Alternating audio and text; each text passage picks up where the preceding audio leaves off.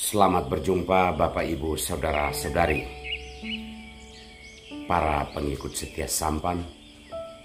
Kembali saya Pater Domi Kevi SVD menyapa Anda sekalian dimanapun saat ini Anda berada melalui renungan harian.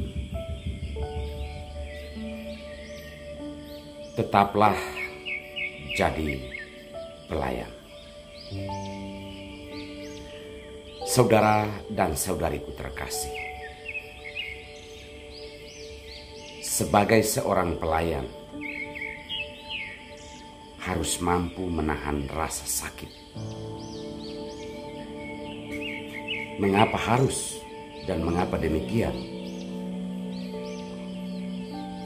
Karena prinsip pelayan, dia adalah seorang pekerja,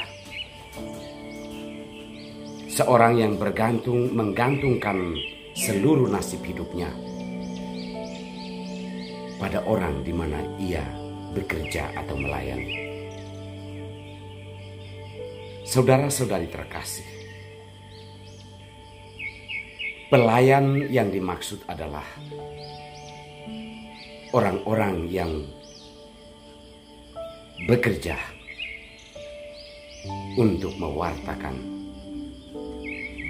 kabar baik dan Injil bagi sesama.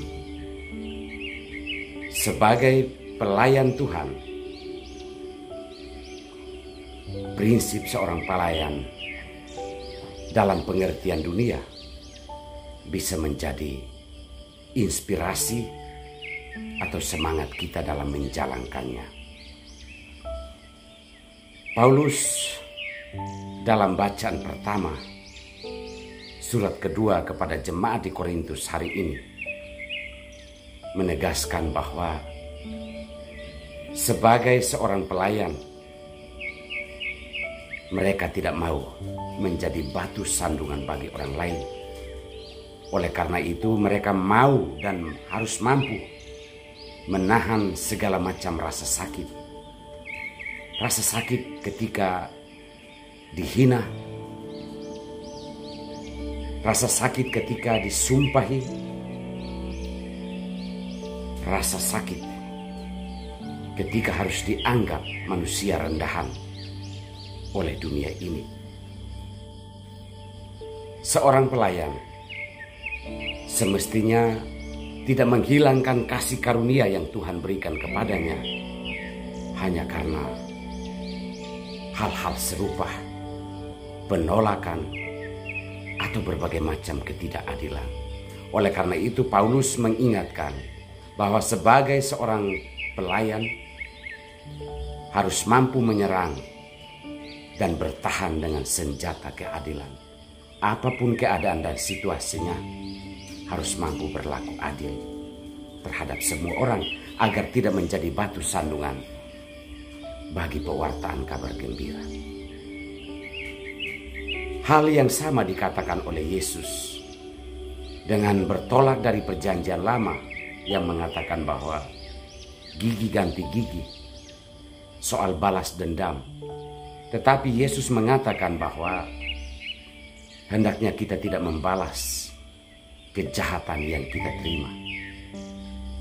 Sebagai seorang pelayan, hidup kita ini hanya bisa dituntun.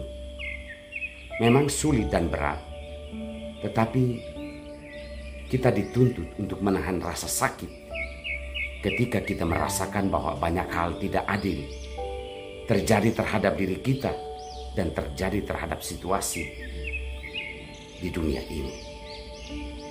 Prinsip pelayan harus tetap kita tanamkan di dalam diri kita dan berusaha untuk meminimalisir kejahatan dengan berusaha untuk tidak membalas berbagai macam kejahatan dengan kejahatan. Sekalipun dalam tanda petik kita dianggap sampah atau orang tidak berguna oleh dunia. Mengapa kita harus begitu kuat bertahan dengan prinsip pelayanan ini?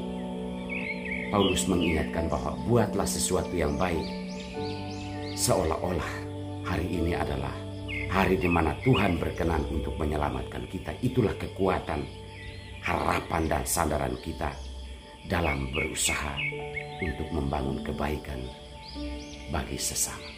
Kita mohon berkat Tuhan. Allah Bapa yang Maha Kuasa, terima kasih untuk sabdamu hari ini.